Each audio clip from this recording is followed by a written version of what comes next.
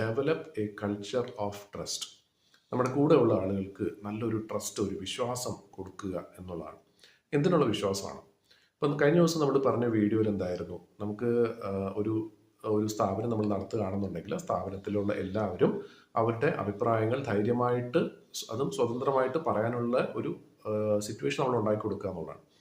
ഇനി അത് തമ്മിൽ ചർച്ച ചെയ്യുമ്പോൾ മാത്രമല്ല, ഒരു നേതാവ് എന്നുള്ള രീതിയിൽ നമ്മളോടും പറയാനായിട്ട് അവർക്കൊരു ധൈര്യം ഉണ്ടാകണം.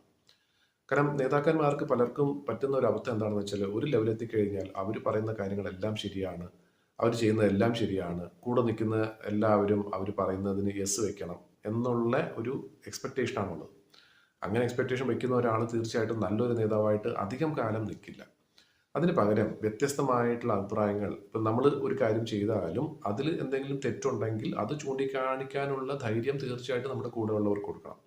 അതല്ലാതെ ഞാൻ ചെയ്യുന്ന തെറ്റാണ് എന്നൊരാൾ ചൂണ്ടിക്കാണിച്ചാൽ അയാളോട് വൈരാഗ്യം വെക്കുകയും അയാളെ അല്ലാതെ നമ്മൾ ഉപദ്രവിക്കുകയും ചെയ്യുകയാണെങ്കിൽ നമ്മൾ ഒരു കാരണവശാലും നല്ലൊരു മാനേജർ അല്ല എന്ന് മാത്രമല്ല, നല്ലൊരു വ്യക്തിയല്ല അവിടെ.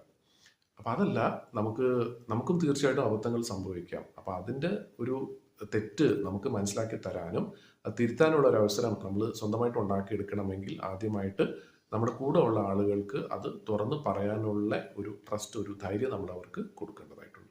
അപ്പം അതാണ് തീർച്ചയായിട്ടും നല്ലൊരു നേതാവിൻ്റെ നല്ല ലക്ഷണങ്ങളിൽ ഒന്ന്.